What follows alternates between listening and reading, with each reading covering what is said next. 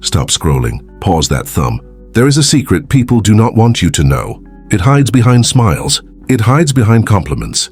It hides behind the conversations that make you stay up late and replay every word. It is simple. It is small.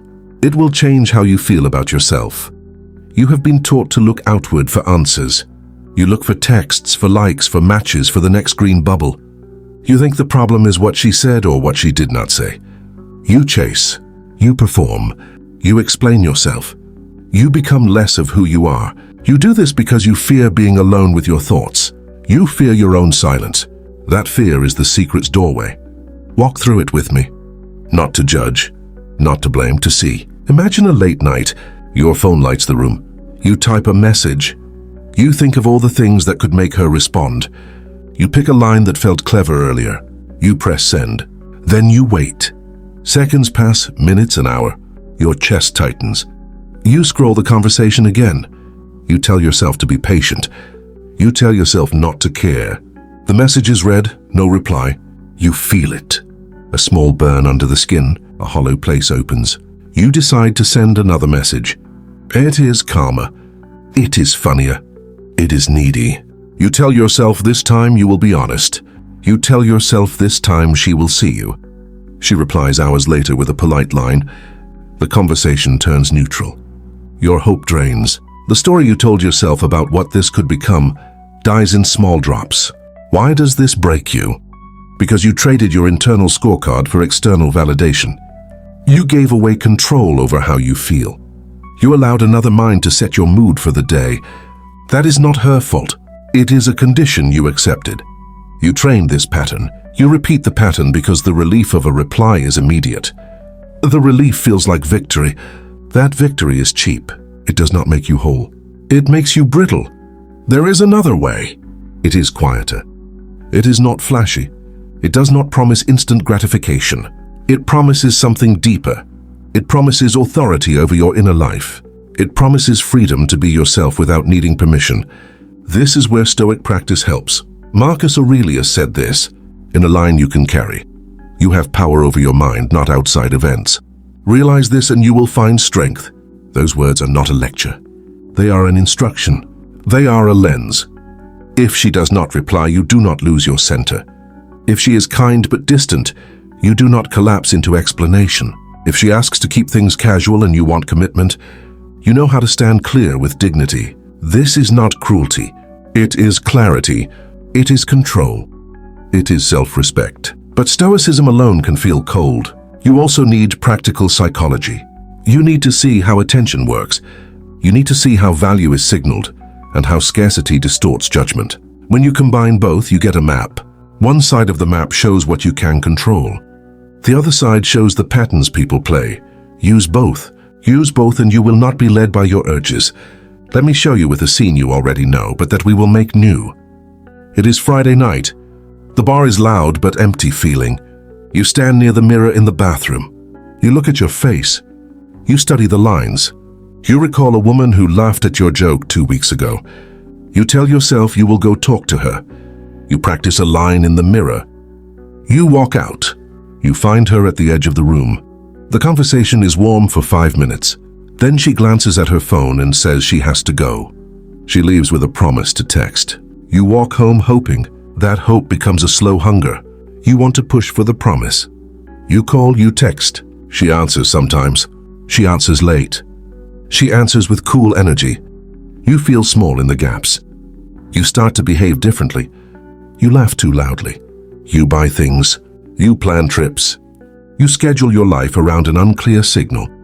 This is scarcity at work. Scarcity is not only the lack of something. It is a feeling that you will lose the thing if you do not act now. Scarcity narrows your vision. It makes you desperate for small proofs. It robs you of long-term thinking. It turns your presence into a performance. The opposite of scarcity is abundance. Abundance is not money. It is inner abundance. It is the calm knowledge that you can stand without constant proof.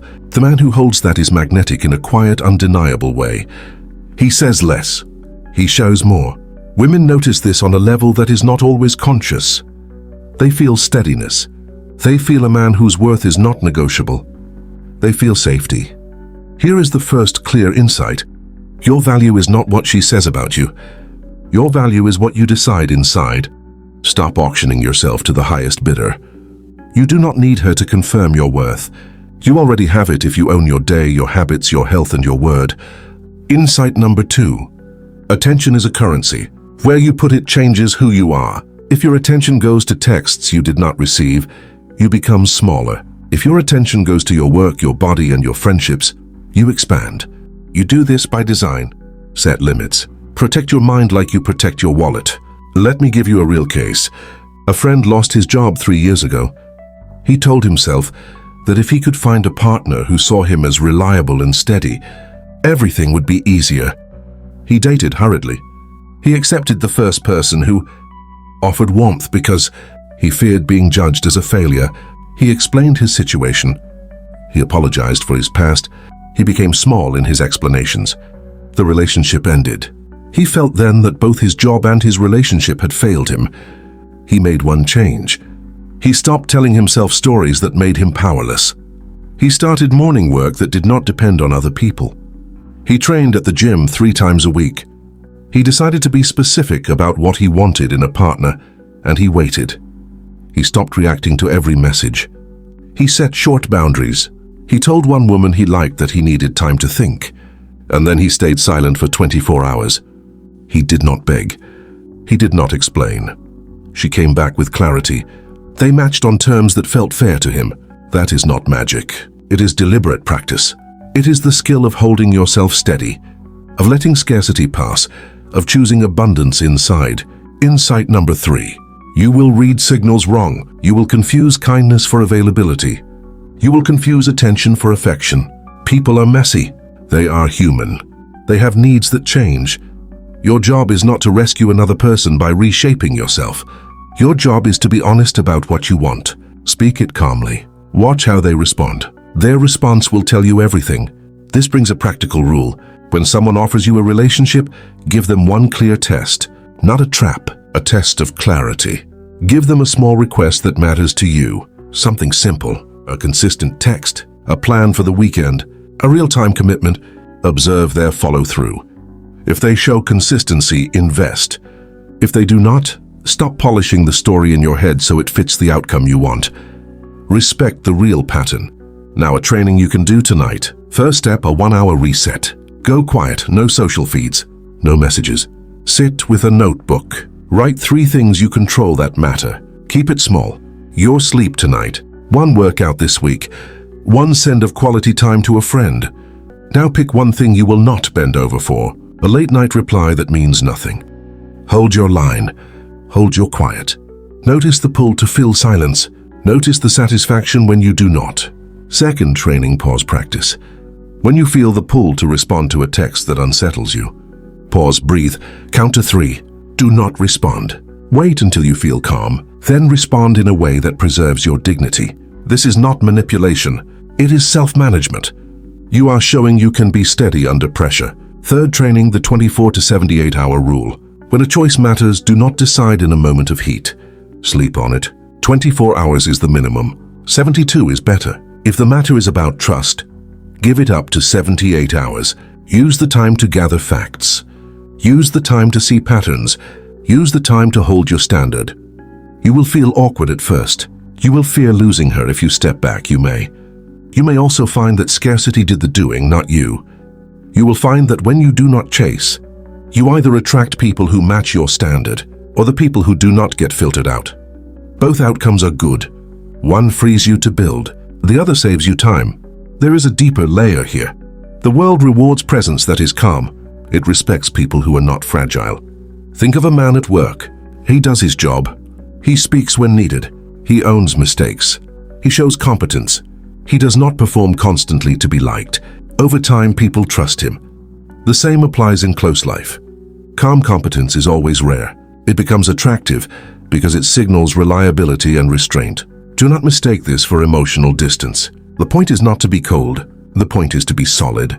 You can feel deeply and still be steady. You can care and not be consumed. You can be kind and not be used. The two can coexist. That is the hybrid truth. Stoic inside, sharp psychology outside. Here is a short exercise to practice emotional solidity. Close your eyes. Picture a recent moment that hurt you because of another person's actions. Feel where it sits in your body. Name the feeling. Say it out loud. Then ask one question. What is within my control here? Answer with short lines. If the answer is a behavior, act on it. If it is a thought, change it. If it is an event you cannot change, accept it. This is simple.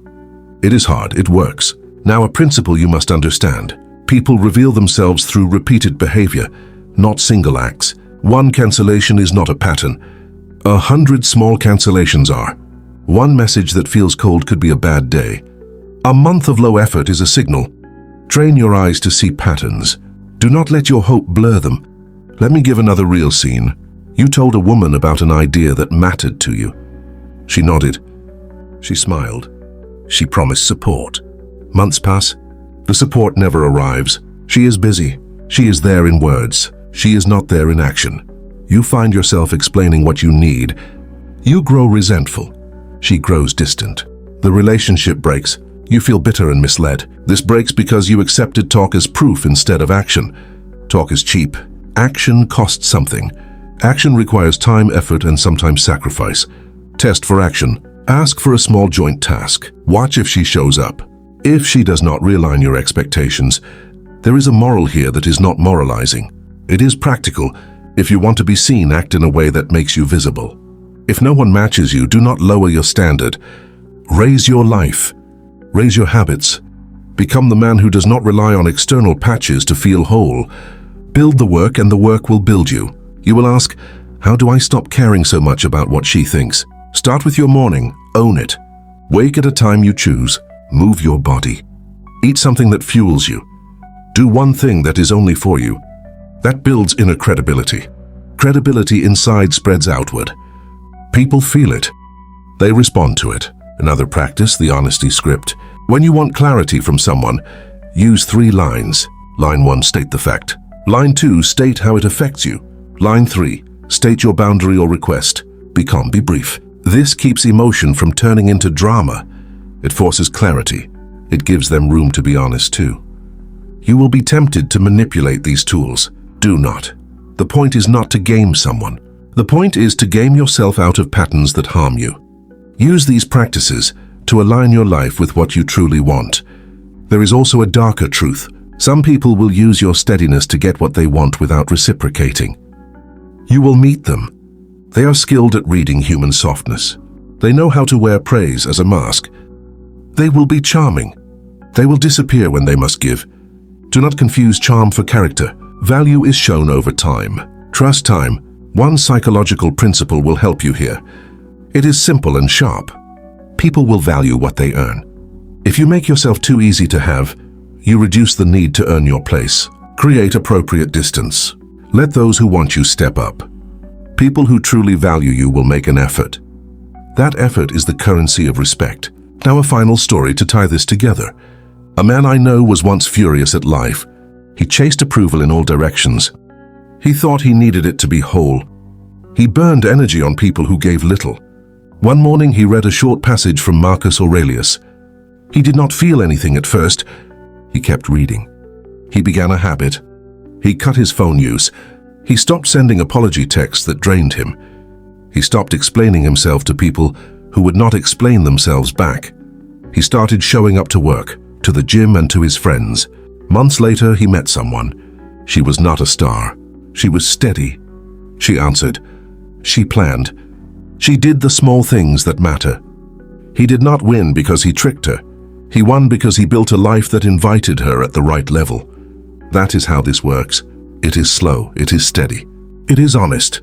Before we close, I will give you a small challenge. Do it for 3 weeks. Week 1, practice the pause. Do not reply immediately to non-urgent texts. Wait, choose calm. Week 2, practice the honesty script at least once. Ask for clarity on a timeline or plan. Use the 3 lines and hold your tone steady. Week 3, do a silent day. No social media for a full day. Use the time to read, to move, and to rebuild your internal scoreboard. If you do this, you will notice 2 things. First, your anxiety will reduce. Second, you will either attract people who meet you at a higher level, or you will free time to invest where you already meet the world. Both are wins. Now the call to action. This channel is about practice. It is not about tricks. Tell me one moment where silence taught you more than words. Share it in the comments. If this message helped, like the video. If you want more, subscribe. We will build the practice here together. Remember, strength does not shout. Strength keeps steady. Strength chooses silence when noise would betray it. Strength is not what is given to you. It is what you grow inside. This is Stoic truth where silence becomes strength.